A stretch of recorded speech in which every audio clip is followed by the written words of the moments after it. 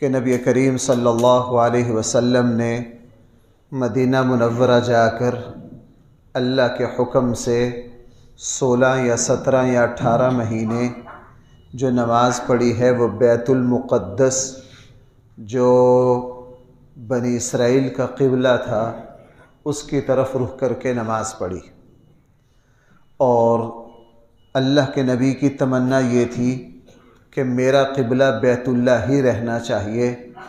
خواہش یہ تھی، کیوں؟ یہ ملت ابراہیمی ہے، اور ملت ابراہیمی کے بھائی سب سے بڑے نمائندہ جو ہیں وہ ہمارے آقا صلی اللہ علیہ وسلم ہیں۔ تمنا تھی، لیکن ادب دیکھیے، نماز پڑھتے ہوئے بھی اللہ کے نبی کی یہ آرزو ہوتی تھی، آسمان کی طرف نظر اٹھاتے، قد نرى تقلب وجهك في السماء، کہ میرا اللہ مجھے حکم دے کہ میں بیت المقدس سے اپنا رخ موڑ کر کدھر رخ کروں؟ بیت اللہ کی طرف۔ لیکن ادب سے زبان سے کچھ کہا نہیں۔ اللہ جل جلالہ کا اپنے حبیب پر مہربانی بھی دیکھیے کہ اپنے حبیب کی تڑپ کو خود دیکھ ہی رہے ہیں، اور نماز کے درمیان ہی ایک روایت کے مطابق رسول اللہ صلی اللہ علیہ وسلم مسجد ذو قبلتین میں ظہر کی نماز پڑھ رہے تھے۔ اگرچہ روایات اور بھی ہیں کہ ظہر کی نماز کے درمیان ایک رکعت پڑھی، حکم آ گیا کہ اپنا چہرہ اب بیت المقدس سے ہٹا کر کدھر موڑ لیجئے؟ بیت اللہ کی طرف۔ لوگوں نے بڑا اعتراض کیا، جناب اگر بیت المقدس صحیح قبلہ ہے تو اس سے رخ پھیرا کیوں ہے؟ اگر یہ غلط ہے تو 17-18 مہینے ادھر رخ کر کے نماز پڑھی کیوں ہے؟ قرآن کریم نے اس کا بڑا زبردست جواب دیا۔ اگر یہ جواب آج کے مسلمان کو سمجھ آ جائے تو اس کا ایمان مکمل ہو جائے۔ اس کا ایمان کیا ہو جائے؟ ہمیں بھی دسیوں جگہ ہم اس طرح کے سوالات کرتے ہیں، قرآن نے اس کا سیدھا جواب دیا، قُلْ لِلَّهِ الْمَشْرِقُ وَالْمَغْرِبُ فَأَيْنَمَا تُوَلُّوا فَثَمَّ وَجْهُ اللَّهِ۔ مشرق اور مغرب اللہ کی ملکیت ہے، اللہ نے جدھر ہمیں منہ کرنے کا حکم دیا ہے، ہم اللہ کے آرڈر کے پابند ہیں، ہم نے ادھر رخ کرنا۔ ہم نے کیا کرنا ہے؟ پورا اسلام یہی ہے۔ کس وقت ہم نے کیا کرنا ہے؟ ہمیں اس کو دیکھنا ہے کہ ہمیں ہمارے نبی اور ہمارے رب کا کیا حکم ہے، اور اس کی کوئی وجہ سمجھ آئے پھر بھی ٹھیک ہے، وجہ نہ سمجھ آئے پھر بھی ٹھیک ہے، ہمارے لیے اللہ کا حکم اور ہمارے آقا صلی اللہ علیہ وسلم کا حکم کافی ہے۔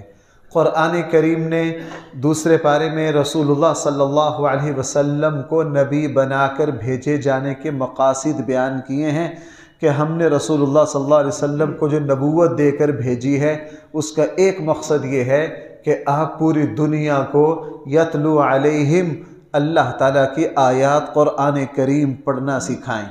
لہٰذا پوری دنیا میں قرآن کا پڑھنا پڑھانا یہ رسول اللہ صلی اللہ علیہ وسلم کا کام ہے۔ خود قرآن اس کو 3 جگہ بیان کر رہا ہے۔ پہلے 5 پارے میں قرآن نے 3 جگہ اس کو بیان کر دیا، یتلو علیہم آیاتہ۔ دوسرا کام رسول اللہ صلی اللہ علیہ وسلم کو نبی بنا کر بھیجے جانے کا دوسرا مقصد یہ ہے، وَيُزَكِّيهِمْ، کہ یہ لوگوں کی تربیت کریں، لوگوں کی اصلاح کریں۔ تیسرا کام یہ ہے، يُعَلِّمُهُمُ الْكِتَابَ، یہ قرآن کریم کی تشریح سکھائیں، تفصیل سکھائیں۔ اور چوتھا کام یہ ہے کہ یہ اپنی سنت کے ذریعے، اپنے عمل کے ذریعے پوری انسانیت کی رہنمائی کریں۔ قرآن کریم نے دوسرے پارے میں ایک یہ بات ارشاد فرمائی، لوگو اگر تم ہر وقت مجھے یاد رکھو گے میں بھی تمہیں یاد رکھوں گا۔ یہ جملہ پورے اسلام کا خلاصہ ہے۔ مشہور آیت فاذکرونی اذکرکم، یہ پورے اسلام کا خلاصہ ہے۔ اسلام میں ایک مسلمان جو کچھ کرتا ہے اس کا بنیادی مقصد صرف اور صرف اپنے اللہ کو یاد کرنا ہے اور اپنے اللہ کو راضی کرنا ہے۔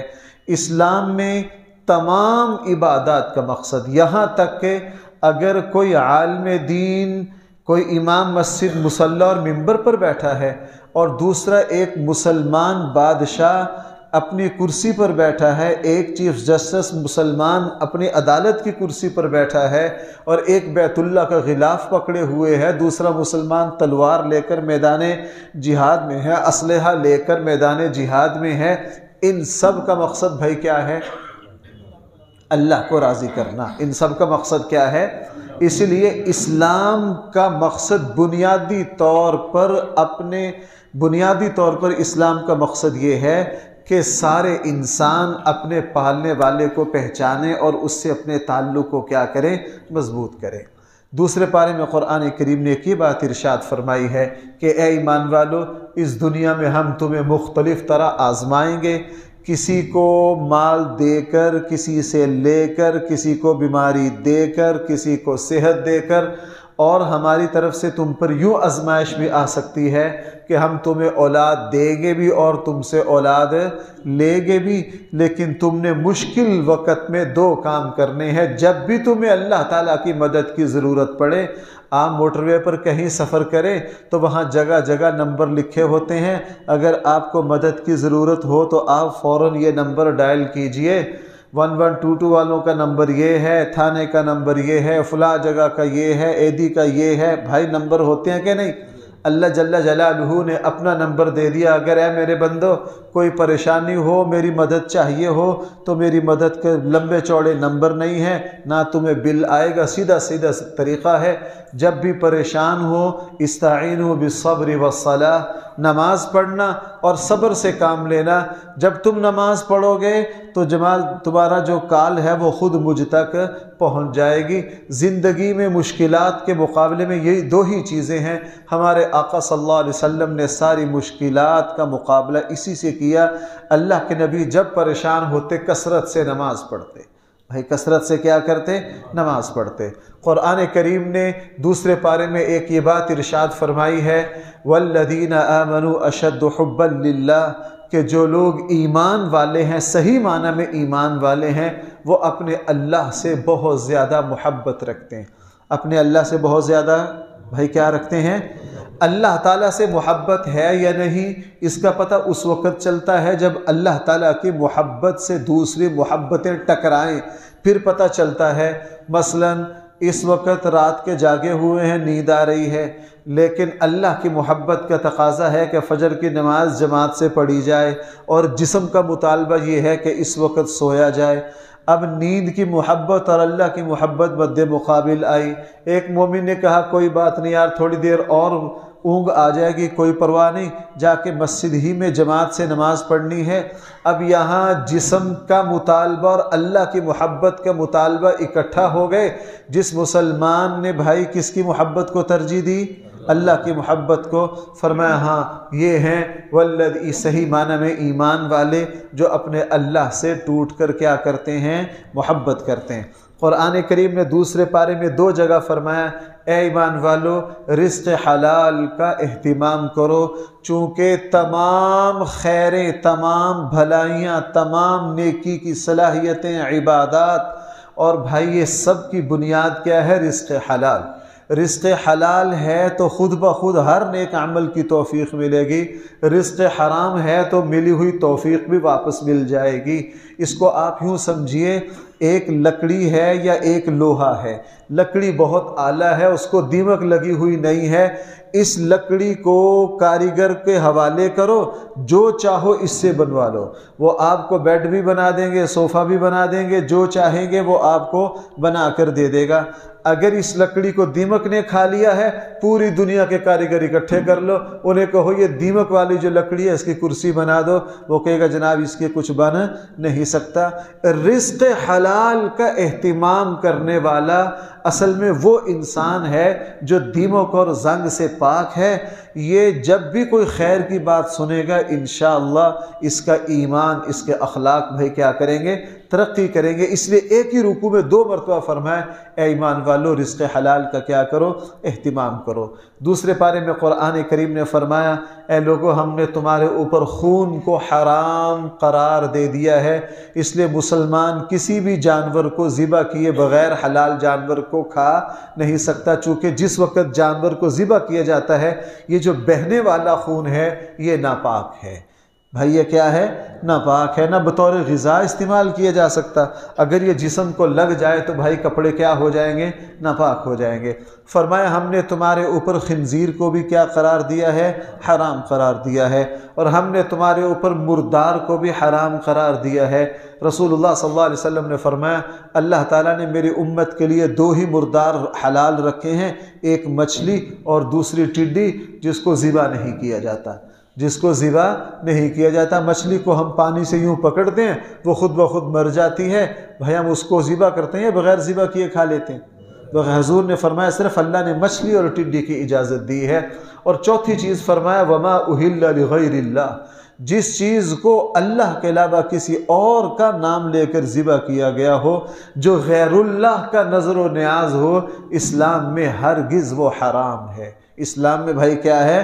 وہ ہرگز حرام ہے۔ پیر صاحب کے نام پر گائے ذبح کی، بھائی یہ کیا ہو گئی؟ یہ حرام ہو گئی، یہ حرام ہو گئی، اس کی ہرگز اجازت نہیں ہے۔ قرآن کریم نے یہاں بہت ساری نیکیاں آیت بر کا ذکر کیا، جس میں قرآن کریم نے بہت ساری نیکیوں کی فہرست گنوائی۔ فرمایا سب سے بڑی نیکی ہے اللہ پر ایمان لانا۔ بھائی سب سے بڑی نیکی کیا ہے؟ اللہ پر ایمان لانا، رسولوں پر ایمان لانا، فرشتوں پر ایمان لانا، کتابوں پر ایمان لانا، اور اس کے بعد نیکیاں گنوائی، مساکین کا خیال کرنا، یتیموں کو دینا، رشتہ داروں کا حق ادا کرنا، اور جن سے کوئی وعدہ کیا ہو ان کے وعدے کو بھائی کیا کرنا؟ پورا کرنا۔ قرآن کریم نے دوسرے پارے میں قصاص کا حکم دیا۔ اگر کوئی شخص اسلامی معاشرے میں جان بوجھ کر کسی انسان کو قتل کر دے، اسلام کا حکم یہ ہے کہ اس کی سزا کے طور پر اس کو کیا کیا جائے؟ قتل کیا جائے۔ قرآن نے فرمایا وَلَكُمْ فِي الْقِصَاصِ حَيَاةٌ، لوگو اگر قاتل کو قتل کرو گے تو اسی کے اندر تمہارے معاشرے کی زندگی ہے۔ مطلب کیا ہے؟ اگر قاتل کو قتل کر دیا جائے اسلام کے مطابق تو پورے معاشرے میں سب کی جانیں بھائی کیا ہو جائیں گی؟ محفوظ ہو جائیں گی۔ حضور علیہ السلام کا زمانہ، خلفائے راشدین کا زمانہ، بھائی اس ٹوٹل کو ملا لیا جائے تو کتنا عرصہ بنتا ہے؟ کتنا عرصہ بنتا ہے؟ اگر آپ حضور کی مکی زندگی کو تو چھوڑ دیجئے، چونکہ وہاں تو اسلام کا نفاذ نہیں تھا، مدنی زندگی لے لیجئے، حضرت علی کے آخر تک کا زمانہ لے لیجئے، تو پورے عالم اسلام میں جو عام کوئی قتل ہوا ہے ان کی مثالیں 2-4 سے زیادہ نہیں ہیں۔ ہمارے یہاں ایک دن کا اخبار اٹھا کر دیکھ لیجئے کتنی قتل و غارت ہیں۔ اس کی وجہ کیا ہے؟ ہم نے قتل کی اللہ کی حد کو نافذ نہیں کیا۔ اس کو نافذ کر دیا جائے تو سب کی جانیں محفوظ ہو جائیں گی۔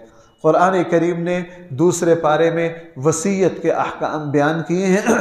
جس وقت تک قرآن کے وراثت والے احکام نہیں آئے تھے، وصیت کرنا فرض تھا کہ ہر جانے والا بتا کر جائے کہ میرے بعد میرے مال کا کون کون مالک ہوگا اور کتنے کتنے مال کا مالک ہوگا۔ بعد میں اللہ تعالیٰ نے وراثت کے احکام اتار کر رشتہ داروں کے حصے متعین کر دیے۔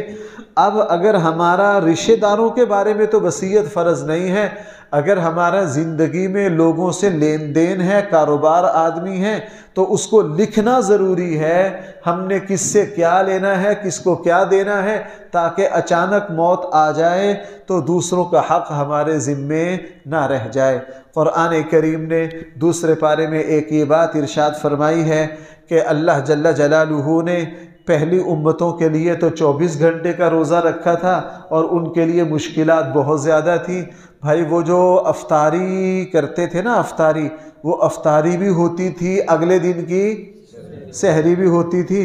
اللہ جل جلالہ نے میرے اور آپ کے لیے آسانی کی، روزہ کر دیا آدھا، اجر کر دیا پورا۔ روزہ کر دیا کتنا؟ آدھا، اور اجر کیا کر دیا؟ پورا کر دیا۔ قرآن کریم نے دوسرے پارے میں رشوت، حرام طریقے سے دوسرے کا مال لینا، قرآن کریم نے 2 ٹوک فرما دیا، کسی مسلمان کا مال تمہارے لیے ناجائز طریقے سے لینا بھائی کیا ہے؟ حرام ہے۔ دوسرے پارے میں قرآن کریم نے ایک یہ بات ارشاد فرمائی ہے کہ لوگوں یہ جو چاند ہے اس کی پوری رعایت کیا کرو، تمہارے دین کے احکام جو ہیں وہ سارے چاند سے وابستہ ہیں۔ ابھی رمضان شروع ہوا ہے، چاند دیکھ کر ہوا ہے، رمضان ختم ہوگا بھائی سورج دیکھ کر ہوگا، چاند دیکھ کر ہوگا۔ آگے حج آئے گا بھائی، وہ کس کو دیکھ کر فرمایا جو تم چاند کے مہینے ہیں، قمری مہینے ہیں، ان کی رعایت کیا کرو، تمہاری ساری عبادتیں اسی سے وابستہ ہیں۔ قرآن کریم نے حج کے احکام بیان کیے دوسرے پارے میں، وہ تفصیلی احکام ہیں، ان میں بس میرے اور آپ کی ضرورت کی ایک چیز ہے، بھائی ذرا توجہ کرنا ہے۔ آج کل رمضان کی ہر مسجد میں یہ جھگڑا ہے، اس آیت کو سنو۔ رسول اللہ صلی اللہ علیہ وسلم کے زمانے میں جو حج ہوتا تھا نا، اس حج میں جو مکہ کے سردار اور چودھری وڈیرے تھے نا، وہ جب حج کے لیے نکلتے صرف مینا اور مزدلفہ تک ہی رہتے، وہ عرفات میں نہیں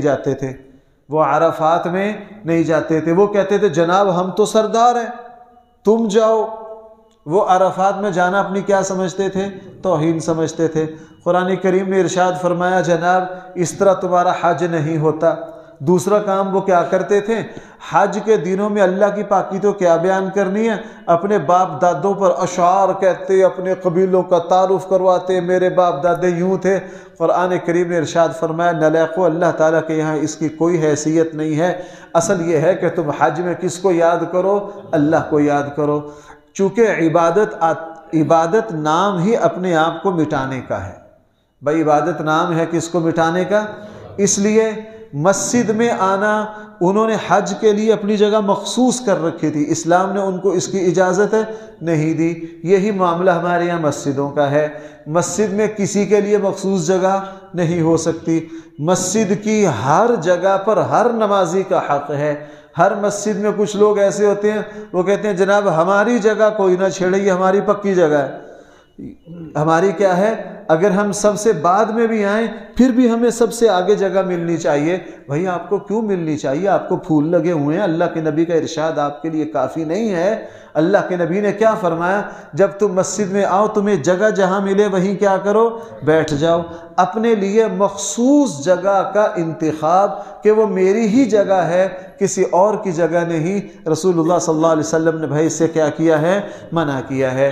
قرآن کریم نے ایک ہی بات ارشاد فرمائی ہے دوسرے پارے میں، اے ایمان والو ادخلوا فی السلم کافہ، اسلام میں پورے کے پورے داخل ہو جاؤ۔ اسلام میں کس طرح داخل ہو؟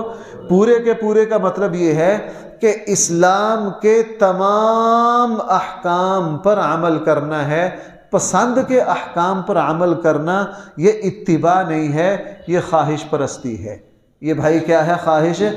بھائی سننا ذرا میری ایک بات، ایک آدمی ہے اس کو خوشبو بڑی پسند ہے، اس کو کیا ہے؟ خوشبو بڑی پسند ہے، وہ اعلیٰ سے اعلیٰ خوشبو منگواتا ہے، لگاتا ہے۔ کوئی اس سے پوچھ رہا ہے یار آپ اتنی خوشبو کیوں لگاتے ہیں؟ کہنا کہ جی سنت ہے۔ بڑی اچھی بات ہے، اس نے غلط نہیں کہا، لیکن یہی سنت اعلیٰ سے اعلیٰ خوشبو لگا کر سنت کہنے والا جب مسجد سے باہر نکلتا ہے نہ کسی کو سلام کرتا نہ کسی کا سلام کا جواب دیتا، آیا اس کا خوشبو لگانا سنت کی وجہ سے ہے یا اپنی پسند کی وجہ سے؟ بھائی بولو ذرا تاکہ نیند بھی کم ہو جائے۔ کس کی وجہ سے ہے؟ پسند کی وجہ سے۔ ایک آدمی میٹھا بہت کھاتا تھا، ایک آدمی کیا کہتا تھا؟ اس نے کہا جی آپ ماشاءاللہ میٹھا بہت کھاتے ہیں۔ اس نے کہا اللہ کے نبی کو بہت پسند تھا۔ اللہ کے نبی تو آگے والا بھی کوئی پڑھا لکھا تھا، اس نے کہا اللہ کے نبی کو فاقہ بھی بڑا پسند تھا، اللہ کے نبی روزہ بھی رکھا کرتے تھے۔ اللہ کے نبی اب میٹھا کھانا واقعی سنت ہے، لیکن یہ سنت کی وجہ سے نہیں کھا رہا، یہ کس وجہ سے کھا رہا ہے؟ ہمارے یہاں یہی ہے، اگر ایک آدمی کو دین کی کوئی چیز پسند ہے، اس کو مزہ آتا ہے، وہ اس میں تو لگا رہتا ہے، وہ اس کے علاوہ باقی دین کی چیزوں کو چھوڑ دیتا ہے۔ ایک آدمی ہے اس کو قرآن کی تلاوت بڑی پسند ہے، ماشاءاللہ سارا دن قرآن کی تلاوت کر رہا ہے، اور بیوی بچے اور گھر کے حقوق کا اس کو کوئی پتہ نہیں۔ کوئی اس سے کہو بھائی تم کیا کر رہے ہو؟ کہنے گا جی تلاوت افضل عبادت ہے، اچھی بات ہے، لیکن گھر والوں کی خدمت کرنا یہ بھی کیا ہے؟ یہ بھی عبادت ہے۔ ادخلوا فی السلم کافہ کا معنی یہ ہے کہ پورے کے پورے اسلام پر کیا کرو، جہاں پتہ چل جائے کہ یہاں اللہ اور اس کے رسول کا حکم یہ ہے، فوراً اس کو بھائی کیا کرنا ہے؟ پورا کرنا ہے۔ اور قرآن کریم نے دوسرے پارے میں ایک بڑی میرے اور آپ کی ضرورت کی بات کہی ہے، فرمایا اللہ تمہارے لیے ایسا ہوگا، ایک چیز کو تم دنیا میں بہت پسند کر رہے ہو، عسیٰ ان تحبوا شیئا، ایک چیز کو بھائی تم کیا کر رہے ہو؟ حالانکہ وہ کیا ہے؟ تمہارے لیے نقصان دہ ہے۔ ایسا ہوگا کہ ایک چیز کو تم بالکل پسند نہیں کر رہے، حالانکہ وہ چیز تمہارے لیے کیا ہوگی؟ بہت بہتر ہوگی۔ یہ دنیا، یہ اصول ہے زندگی میں۔ بہت ایسا ہوتا ہے ہم ایک چیز کو بہت ٹوٹ کر چاہتے ہیں، وہ نتیجہ کے اعتبار سے ہمارے لیے اچھی نہیں ہوتی۔ ہم ایک چیز کو پسند نہیں کر رہے ہوتے۔ ہمارے یہاں نوجوانوں کو یہ بات سمجھ نہیں آتی، جب ان پر پسند کی شادی کا جنون چڑھ جائے تو بھائی یہ ایک چیز کو بہت اچھا سمجھ رہے ہوتے ہیں، اور نتیجہ کار اکثر کیا ہوتا ہے؟ نقصان ہوتا ہے۔ تو بھائی جس چیز کو میں اچھا سمجھ رہا ہوں، مچھلی کہاں سے مار کھاتی ہے؟ مچھلی جب کسی کھانے کی چیز کو دیکھتی ہے تو فوراً اس کی طرف لپکتی ہے۔ اگر وہ تھوڑا سا صبر سے کام لے لے تو شکار کے جال میں پھنسنے سے بھائی کیا ہو جائے؟ بچ جائے۔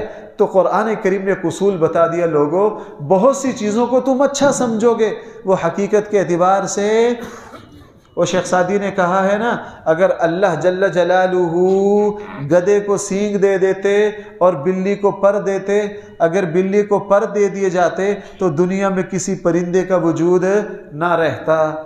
بلی بھائی چھوڑتی کوئی پرندہ؟ اور فرمایا اگر گدھے کو سینگ لگا دیے جاتے، نہ یہ پیچھے سے کسی کو آنے دیتا نہ آگے سے آنے دیتا، تو کوئی اس سے کام نہ لے سکتا۔ اللہ جل جلالہ نے مجھے اور آپ کو سینگ اور پر نہیں لگائے، ہم اس اللہ کا شکر کرتے ہیں، اس نے ہزاروں گناہوں کی صلاحیت ہمیں نہیں دی۔ جناب اگر ہم شہر کے سب سے زیادہ مالدار و طاقتور ہوتے، پتہ نہیں کیا کیا ظلم کرتے۔ اللہ نے ہم میں سے جس کو جس حیثیت میں رکھا ہے وہی اس کے لیے بہتر ہے۔ وہ میرا رب میرے حالات کو مجھ سے زیادہ جانتا ہے، وہ میرا رب میرے حالات کو کیا کرتا ہے۔ قرآن کریم نے یہ حکم دیا ہے کہ اے ایمان والو، جب تم نکاح کرو مومنہ عورت سے کرو۔ مومن عورت بھی جب کوئی نکاح کرے تو وہ کس سے کرے؟ ایمان والے سے۔ رسول اللہ صلی اللہ علیہ وسلم نے فرمایا نکاح 3 وجہ سے کیا جاتا ہے، کہیں حسب و نسب کی وجہ سے کیا جاتا ہے، کہیں مال و دولت کی وجہ سے کیا جاتا ہے۔ اللہ کے نبی نے فرمایا اگر تم کہیں نکاح کرو تو کس وجہ سے کرو؟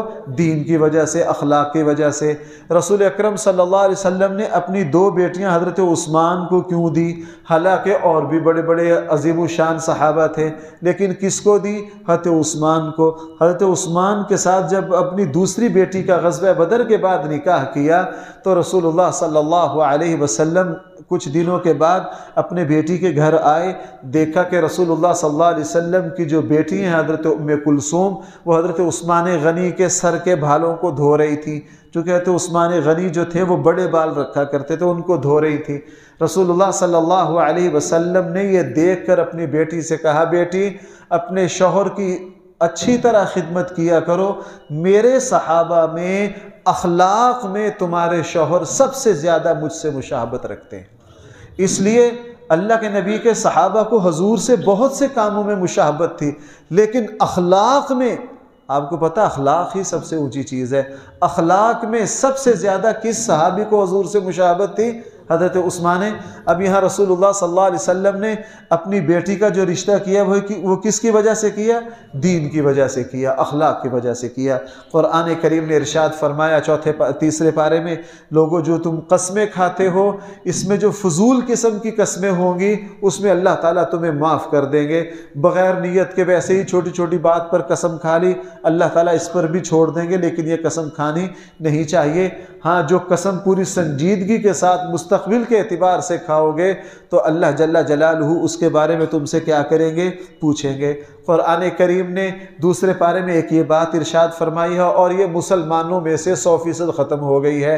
فرمایا کہ اگر میاں بیوی اکٹھے زندگی گزار رہے ہیں، ان کو یہ لگے کہ اب ہماری زندگی اکٹھے نہیں گزر سکتی، تسریحم باحسان، یہ اچھائی کے ساتھ، احسان کے ساتھ اس رشتے کو ختم کر دیں۔ یہ اصول جو ہے یہ تمام تعلقات پر محیط ہے۔ ہم زندگی میں کسی یار دوست سے، کسی رشتہ دار سے اگر نہیں چل سکتے تو لڑے نہیں، اچھے طریقے سے بھائی کیا کر دیں، اس رشتے اور تعلق کو کیا کر دیں؟ ختم کر دیں۔ قرآن کریم نے دوسرے پارے میں عورتوں کی عدتیں بیان کی۔ عدت عورت پر فرض واجب ہے۔ اگر شوہر طلاق دے دے تو وہ 3 ناپاکیاں عدت گزارے گی، بڑی عمر کی ہے تو 3 مہینے گزارے گی، اور اگر شوہر کا انتقال ہو جائے تو 4 ماہ 10 دن عدت گزارے گی۔ اگر عورت کو طلاق ہو جائے یا شوہر کا انتقال ہو جائے تو عورت امید سے ہے تو بچے کو جنم دینا اس کی عدت ہوگی۔ قرآن کریم نے دوسرے پارے میں یہ بھی ارشاد فرمایا ہے کہ کسی مرد اور عورت کو اس کی پسند کی شادی کی اجازت ہے، زبردستی اس پر کوئی بات مسلط نہیں کی جا سکتی، رائے دی جا سکتی ہے۔ نوجوانوں کو حکم دیا کہ اپنے ماں باپ کی رائے کے مطابق نکاح کرو، اور حضرت عمر رسول اللہ صلی اللہ علیہ وسلم نے بھی فرمایا، حضرت عمر خطبے میں کہا کرتے تھے کہ خاندانی عورتیں جو ہیں یہ خود سے کہیں نکاح نہ کرے اپنا، یہ اپنے اولیاء کے ذریعے، اپنے وارثوں کے ذریعے کریں، لیکن وارثوں کو حکم یہ ہے کہ اپنی اولاد کی مرضی کو مد نظر رکھیں۔ اگر بیٹا بیٹی یہ کہہ دے کہ میں یہاں نہیں کرنا چاہتا تو اس کے ساتھ زبردستی کرنا اسلام میں جائز نہیں ہے۔ قرآن کریم نے ماؤں کو حکم دیا ہے دوسرے پارے میں کہ اپنے بچوں کو 2 سال تک دودھ پلاؤ۔ اپنے بچوں کو کیا کرو؟ 2 سال تک دودھ پلاؤ۔ ایک عرصہ تک دنیا ماؤں کو دودھ پلانے سے منع کرتی رہی، لیکن قرآن کی سچائی اس وقت پوری دنیا پر چھائی ہوئی ہے، اور اس وقت میڈیکل دنیا متفق ہے کہ بچے کے لیے ماں کے دودھ سے بڑھ کر کوئی غذا نہیں ہے۔ دوسرے پارے میں قرآن کریم نے ایک یہ بات ارشاد فرمائی ہے، حافظوا علی الصلوات والصلاۃ الوسطی، ساری نمازوں کی حفاظت کرو لیکن بطور خاص نماز وسطیٰ کی، صلاۃ وسطیٰ کی۔ وہ صلاۃ وسطیٰ کون سی ہے؟ میں جو سمجھ پایا ہوں، رسول اللہ صلی اللہ علیہ وسلم کے زمانے میں تو عصر کی نماز مراد تھی، چونکہ حضور علیہ السلام کے زمانے میں تجارت اور مصروفیت کا سب سے زیادہ وقت کون سا ہوتا تھا؟ عصر کا۔ میں اس سے یہ سمجھ پایا ہوں کہ نماز وسطیٰ ہر مسلمان کے لیے الگ الگ ہے۔ جس نماز کے وقت میں ہماری سب سے زیادہ مصروفیت ہو، بھائی کیا ہو؟ ہماری سب سے زیادہ مصروفیت ہو، ہمارے لیے وہی نماز وسطیٰ ہے۔ اللہ تعالیٰ اس وقت دیکھتے ہیں کہ میرا بندہ اپنی مصروفیت میں لگتا ہے یا اپنی مصروفیات کو چھوڑ کر کیا کرتا ہے؟ نماز پڑھتا ہے۔ اکثر لوگ نوجوان سوال کر لیتے ہیں، جی فلاں وقت میری ملازمت کا ہوتا ہے، میری یہ مجبوری ہے۔ بھائی جس وقت مصروفیت ہو اللہ اسی کو تو دیکھتے ہیں۔ اعتکاف صرف یہی تو نہیں کہ بابا جی گھر میں کسی کام کے نہیں لے چلو ابا جی تسی انہیں اعتکاف بہ جانا، یہ بھی اعتکاف ہے، لیکن یہ کوئی کمال کا اعتکاف نہیں۔ اعتکاف تو آپ جیسے مصروف لوگوں کا ہے جو ماشاءاللہ فیکٹری بھی چلاتے ہیں، کام بھی کرتے ہیں، پھر اپنا سب کچھ چھوڑ کر آ کر کہاں بیٹھ گئے۔ کل ہی مجھے میرے ایک بڑے عزیز دوستاں کہتے ہیں مفتی صاحب اس مرتبہ کام کا لوڈ بڑا ہے، دعا کریں انشاءاللہ اعتکاف بیٹھنا۔ میں نے کہا جناب اصل اعتکاف ہے یہ کام کا لوڈ ہو، پھر اللہ کی محبت میں سب کچھ چھوڑ کر کہاں آنا؟ اللہ کے گھر میں آنا۔ اللہ کو یہی تو پسند ہے۔ اس لیے بھائی جس کی مصروفیت جس وقت جتنی زیادہ ہے اس وقت اس کے لیے نماز پڑھنا بھائی کیا ہے؟ اتنا ہی افضل ہے۔ آخری بات، اللہ جل جلالہ نے دوسرے پارے کے آخر میں طالوت و جالوت کے واقعے کا ذکر کیا، اور اللہ جل جلالہ نے جالوت کو شکست دی، حالانکہ اس کی ٹیم بہت مضبوط تھی۔ اللہ جل جلالہ نے حضرت داؤد اور حضرت طالوت ان کو کیا دی؟ فتح دی۔ 2 سبب بیان کیے، چونکہ ایک تو یہ اللہ کے حکم پر صبر کرنے والے تھے، اور دوسرے اللہ تعالیٰ سے مدد مانگنے والے تھے۔ جو مسلمان اپنی مشکلات میں اللہ سے مدد مانگے گا، نمبر 2 صبر کرے گا۔ بھائی کتنی باتیں؟ مدد کس سے مانگے گا؟ اللہ سے۔ اور نمبر 2 کیا کرے گا؟ صبر کرے گا۔ بے صبری نہیں، ناشکری نہیں، شکوہ شکایت نہیں۔ اگر کاروبار نہیں چل رہا تو بینک کی طرف نہیں بھاگے گا سود لینے کے لیے، غلط طریقے سے دنوں میں مالدار ہونے کی کوشش نہیں کرے گا، آہستہ آہستہ محنت کرے گا، صبر کرے گا، اللہ سے مدد مانگے گا۔ دوسرے پارے کے آخر میں فرمایا جو مسلمان صبر کرے، اللہ تعالیٰ سے مدد مانگے، اللہ جل جلالہ ضرور اس کو کامیابیوں سے ہمکنار کریں گے۔ اللہ تعالیٰ ہم سب کو صحیح فہم عطا فرمائے۔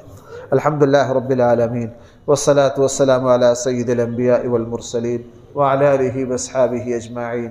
ربنا آتنا فی الدنیا حسنہ وفی الآخرة حسنہ وقنا عذاب النار۔ صلی اللہ تعالی علی خیر خلقہ سیدنا مولانا محمد و آلہ و اصحابہ اجمعین۔